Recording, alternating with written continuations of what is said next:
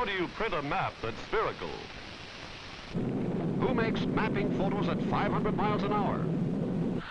What progress is being made in charting the Earth? Industry on Parade.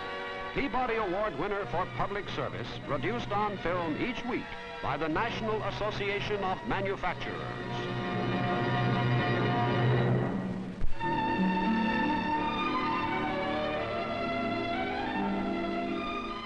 A bewildered motorist pulls into a filling station.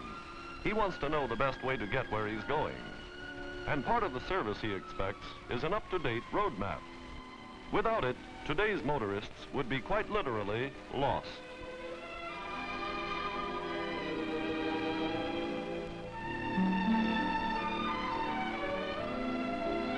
The basic idea of mapping is simple.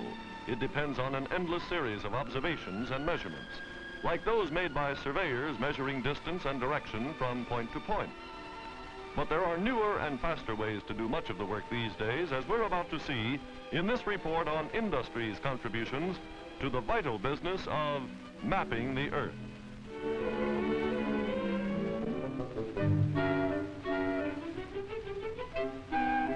The work of converting the measurements and observations into meaningful symbols also has been speeded. Its accuracy improved by techniques employed at firms like H.M. Goucher Company in San Jose, California.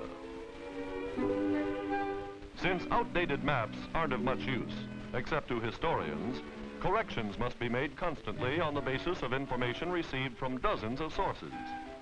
Teams of researchers are kept busy revising even the simplest maps for oil companies, bus lines, local and state governments, and all the other customers who each year buy and distribute maps by the hundreds of thousands. Here in the drafting department, the changes and the older landmarks are inscribed in more finished manner on sheets of plastic, coated with various colors. Each color has a meaning: green for parks, blue for water, and so on.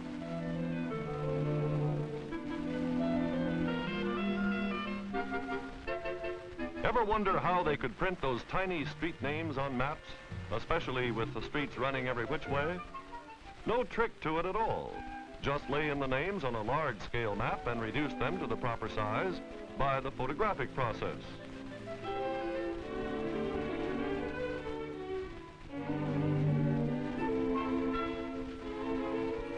One of the tools for indicating topographical features, like mountains or valleys, is the airbrush.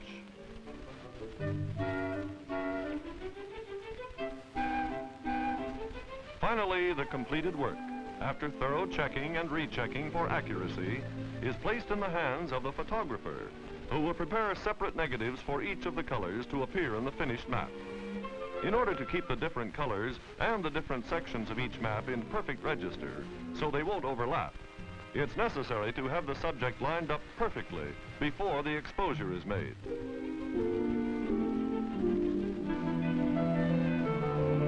After exposure, all the negatives must be retouched by hand to sharpen lines and intensify hues before the job can be made into plates for the printing shop. Now they're finished at last. Maps by the thousands, accurate, informative, and almost as current as the daily newspaper.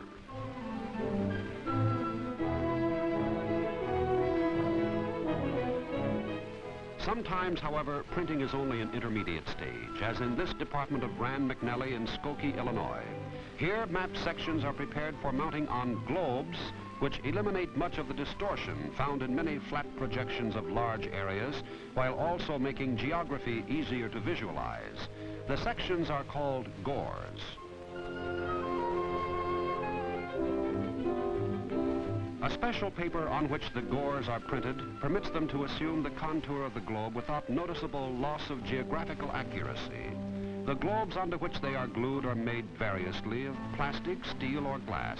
These are plastic.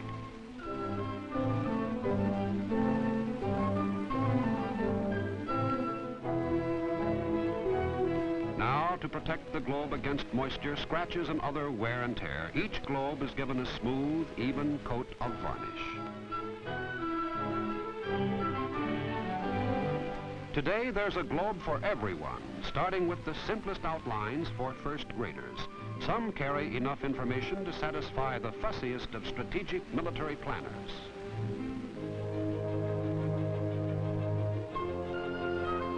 The most spectacular advances in map-making techniques are based on the products of the photographic industry. The lenses and related equipment now being turned out make it possible for us to photograph the Earth with extreme clarity from extremely high altitudes. This piece of glass will help pick out an Army tank from 7 miles away. For work like that, the glass has to be perfect.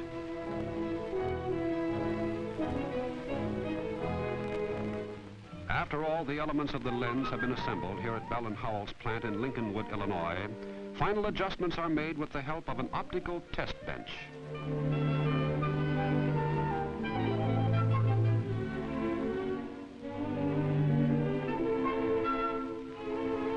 The lens is focused on a chart, somewhat like the test pattern used by television stations. They photograph it with the cells in various positions to ensure that the lens will take perfect pictures whether the target is 10,000 feet away, 20,000, or whatever the range may be. 27 pictures are made with each lens.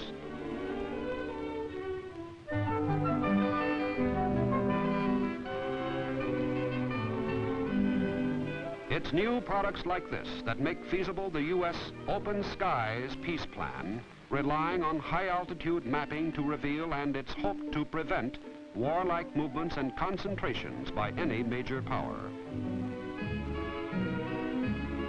Now, microscopic examination of the 27 test pictures, all on one piece of film, completes the work. Variation is allowed within only the narrowest of limits.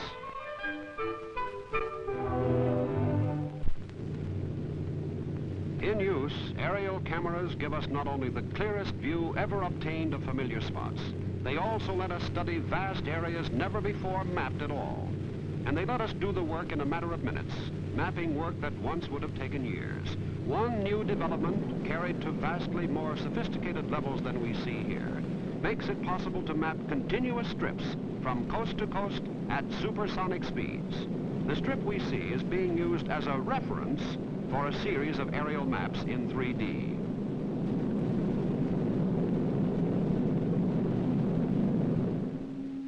To view the three-dimensional result, two negatives made from slightly different positions will be superimposed to form a single picture in a device known as a Kelch plotter. One transparency will be projected in red, another in blue. When the operator views them through a pair of glasses with one red lens, one blue, he'll see an image with depth, on which contours may be plotted based on known elevations. As the controls are manipulated, the technician is able to discern and trace the lines of equal elevation, creating a topographic map. Later, with the help of a planimeter, it's even possible to figure the volume of hills that stand in the way, let's say, of a new highway, telling how much rock will have to be removed.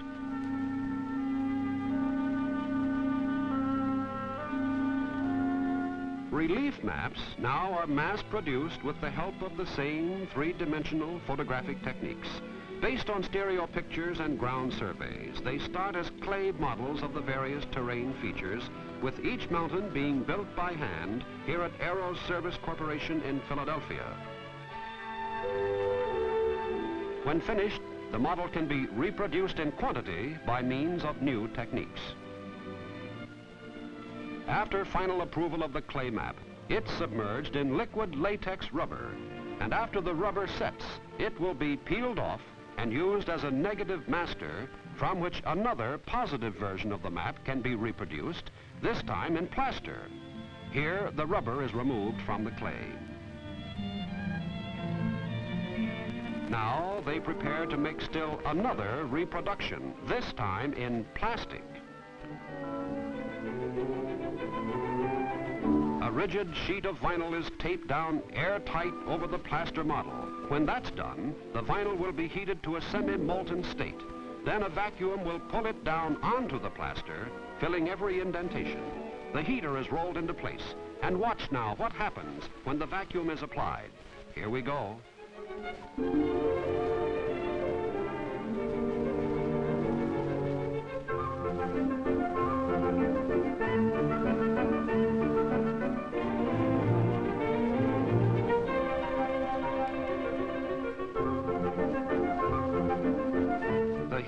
turned off, the heater rolled away, and the plastic map is ready for the addition of colors, place names, boundaries, and other details.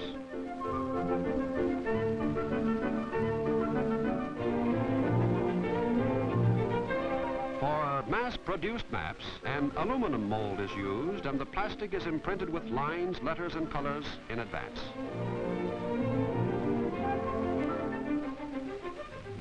Another kind of three-dimensional mapping is extending man's knowledge of the Earth far below its surface with the help of instruments like the geophone. They're distributed over an area potted with holes drilled to receive small charges of dynamite.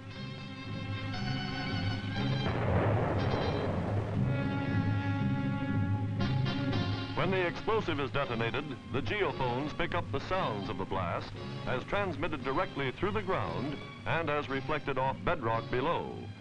The result is a seismographic chart.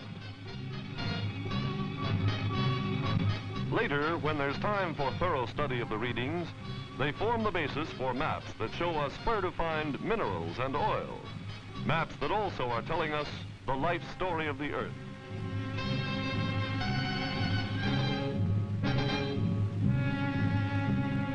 Even the composition and contours of the ocean bottoms are being revealed today with the help of research vessels that carry tons of scientific equipment.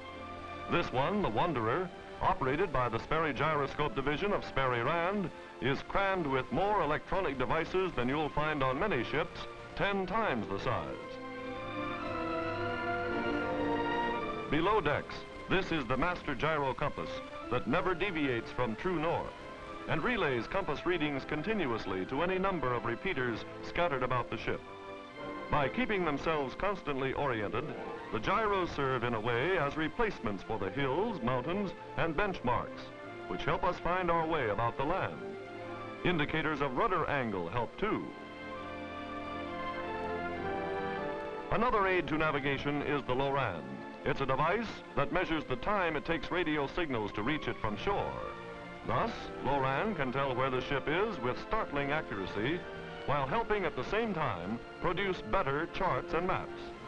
More evidence of industrial progress in helping us satisfy as never before our age-old curiosity about the world on which we live. New knowledge adds important new details to the portrait of planet Earth.